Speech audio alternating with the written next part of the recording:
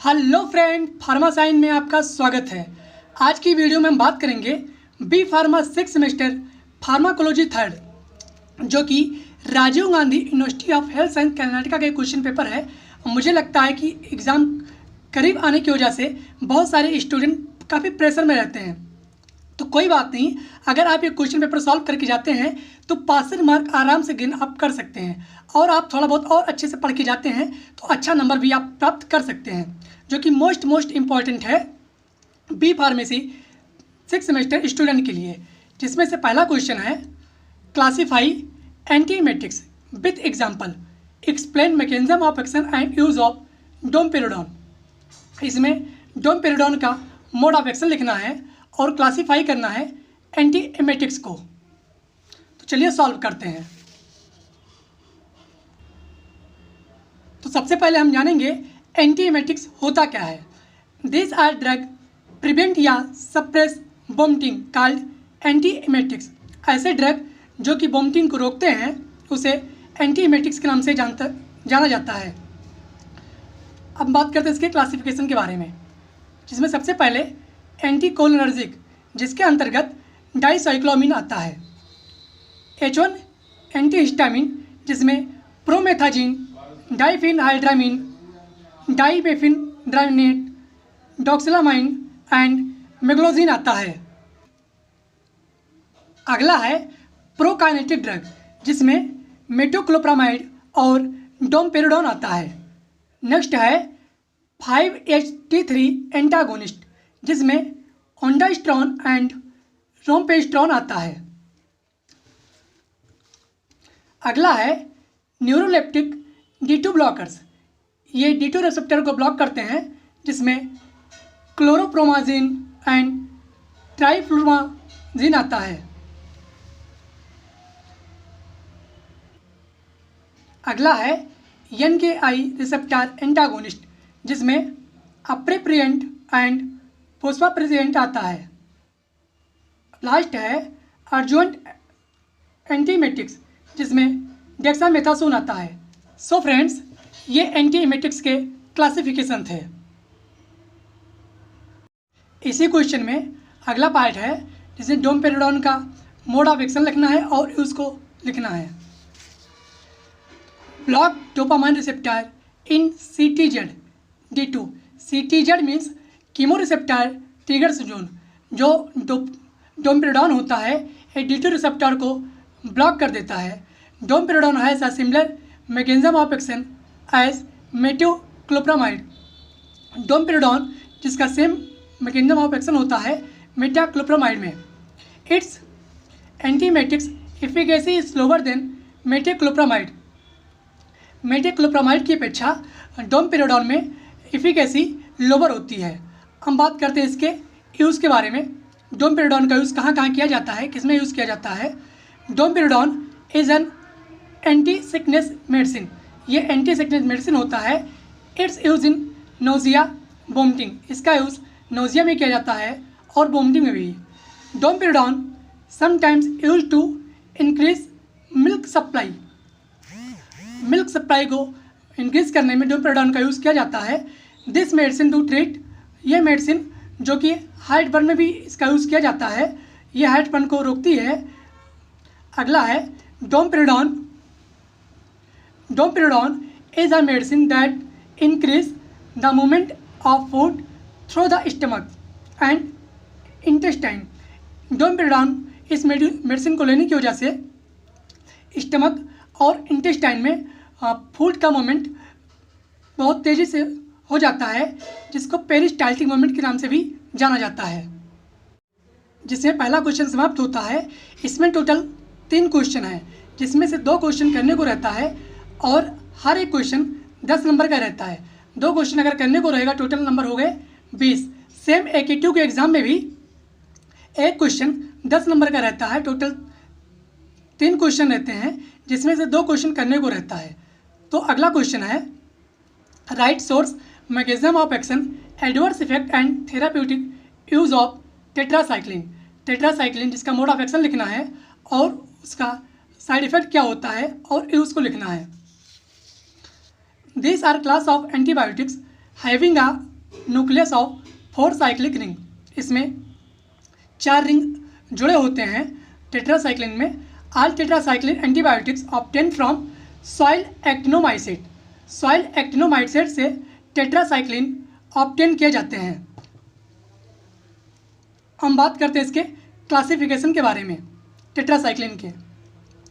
Based on duration of action, इसको duration of action के according classify कर सकते हैं, जिसमें से पहला है short acting, half life 6 to 8 hours, जिसमें टेट्रासाइक्लिन, क्लोरोटेट्रासाइक्लिन, ऑक्सीटेट्रासाइक्लिन आता है। अगला है इंटरमीडिएट एक्टिंग, जिसका हाफ लाइफ होता है 12 आवर। इसमें डिमोक्लोसाइक्लिन एंड मेथोसाइक्लिन आता है। लास्ट है लॉन्ग एक्टिंग, जिसका हाफ लाइफ 16 आवर होता है, जिसमें डॉक्सीसाइक्लिन एंड मिनोसाइक्लिन आता है। सो फ्रेंड्स, ये टेट्रासाइक्लिन के कुछ क्लासिफिकेशन थे, जिसको ड्यूरेशन ऑफ एक्शन के अकॉर्डिंग क्लासीफाई किया गया है। अब हम बात करते हैं टेट्रासाइक्लिन के मोड ऑफ एक्शन के बारे में। The main mechanism of action of tetracycline is bind with the 30S सब यूनिट ऑफ द राइबोसोम। ये राइबोसोम के 30S सब यूनिट से बाइंड करते हैं।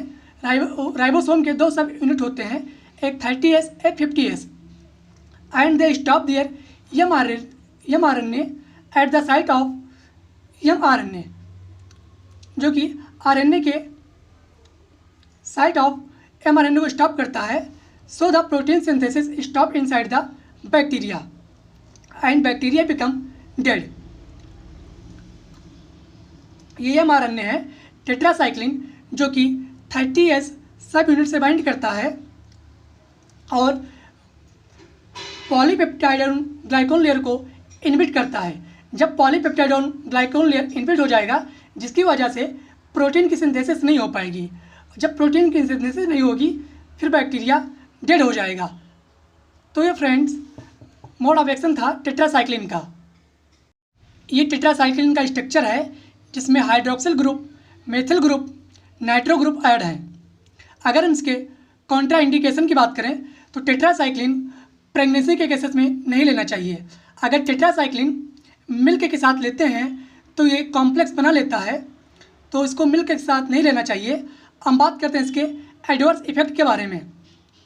टेट्रासाइक्लिन लेने की वजह से हेडेक, इरिटेटिव इफेक्ट और स्किन रेसेस की प्रॉब्लम हो सकती है। अब हम बात करते हैं इसके यूज़ के बारे में। It's use in pneumonia, respiratory tract infection, जिसको RTI के नाम से भी जाना जाता है, skin infection, UTI, urinary tract infection में किया जाता है।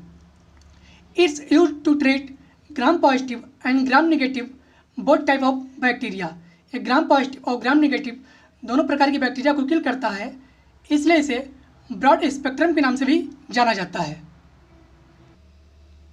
सेक्शन 1 का अब लास्ट क्वेश्चन है, classify anti fungal agent with example, write mode of action, adverse effect and therapeutic use of triazoles. Triazoles का मोड ऑफ एक्शन लिखना है और एडवर्स इफेक्ट भी लिखना है, और क्लासीफाई करना है एंटी फंगल एजेंट को। An anti fungal medicine also known as antimycotic medication. Anti fungal medicine, जो कि एंटीमायोकोटिक मेडिसिन के नाम से भी जाना जाता है। These are drug used for superficial and deep systematic fungal infection. Fungal infection mostly associated with the use of broad spectrum antibiotics, corticosteroid.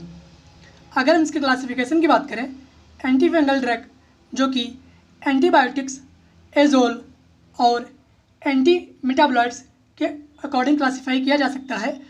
Antibiotics जिसमें पॉलिन्स आता है, पॉलिन्स में एम्फोटेरेसिन बी और नाइस्टेटिन बी ड्रग आता है। हेट्रोसाइक्लिन बेंजोपुरान जिसमें ग्रिसोफुल्विन आता है, और एंटीबायोटिक्स जिसमें इकोनोकैंडिल्स जिसमें कैप्सोफ्यूजिन और माइका फ्यूजन आता है। तो ये एंटीबायोटिक्स के क्लासिफिकेशन थे जिसको पॉलिन्स, हेट्रोसाइक्लिक, बेंजोफुरॉन और इकोनोकार्डिन्स के अकॉर्डिंग क्लासिफाई किया गया। अब अगला है एजोल्स। एजोल्स जिसमें इमिडाजोल्स और ट्राइजोल्स आता है। इमिडाजोल्स जिसके अंतर्गत टॉपिकल और सिस्टमेटिक के अकॉर्डिंग क्लासिफाई किया गया है इस ड्रग को। टॉपिकल जिसमें क्लोट्रिमाजोल, इकोनाजोल और ऑक्सीकोनाजोल आता है और सिस्टमेटिक में कीटोकोनाजोल आता है। ट्राइजोल्स जिसमें फ्लूकोनाजोल, इफ्राकोनाजोल और बोरीकोनाजोल आता है। अगला है एलाइकामीन जिसमें टेरिनाफिन आता है और टॉपिकल एजेंट जिसमें टोलनाफ्टेट, बेंजोइक एसिड और फेनाफिन आता है। तो फ्रेंड्स ये क्लासिफिकेशन है एंटीफंगल ड्रग के। अब हम बात करेंगे ट्राइजोल्स के मोड ऑफ एक्शन के बारे में। सबसे पहले ट्राइजोल्स इनहिबिट करेगा एर्गोस्ट्रॉल की सिंथेसिस को, जिसकी वजह से फंगस सेल डेथ हो जाएगा। तो सबसे पहले हम जानेंगे एर्गोस्ट्रॉल किस प्रोसेस में, मतलब कि जैसे सिंथेसिस हो रही है एर्गोस्ट्रॉल की, तो कहाँ पे जाके ट्राइजोल्स एक्ट करेगा। सबसे पहले एस्टाइल कोएंजाइम जो कि एर्गोस्ट्रॉल 9 की प्रेजेंस में बनाएगा फेरसेनिल पायरोफॉस्फेट, फिर फेरसेनिल पायरोफॉस्फेट से बनेगा एस्कोलिन्स और एस्कोलिन से बनेगा एस्कोलिन इपीऑक्साइड, एस्कोलिन इपीऑक्साइड से बनेगा लेंसोस्ट्रॉल, लेंसोस्ट्रॉल से 4,4 डाइमेथिल कोलेस्ट्राएट 14,24 ट्राइनोल एंड 4,4 डाइमेथिल जाइमोस्ट्रॉल से बनेगा इपिस्ट्रॉल और इपिस्ट्रॉल से बनेगा एर्गोस्ट्रॉल, जो कि ट्राइजोल्स इनहिबिट करेगा एर्गोस्ट्रॉल 11 को। ट्राइजोल्स इनहिबिट करेगा एर्गोस्ट्रॉल 11 को, जिसकी वजह से 4,4 डाइमेथिल कोलेस्ट्राएट 14,24 ट्राइनोल नहीं बनेगा और इसकी वजह से 4,4 डाइमेथिल जाइमोस्ट्रॉल 4,4 डाइमेथिल जाइमोस्ट्रॉल नहीं बन पाएगा और इपिस्ट्रॉल भी नहीं बनेगा, जिससे इपिगोस्ट्रॉल की सिंथेसिस नहीं हो पाएगी और फंगस डेड हो जाएगा। अगर ट्राइजोल के एडवर्स इफेक्ट के बारे में बात किया जाए तो इसकी वजह से vomiting, anorexia, nausea, headache, sedation and stimulation of CTZ receptor ऐसे प्रॉब्लम देखने को मिलती हैं। अब हम बात करते हैं इसके यूज़ के बारे में। Triazoles high effective in treatment of mucocutaneous, vulvovaginal and systemic candidiasis.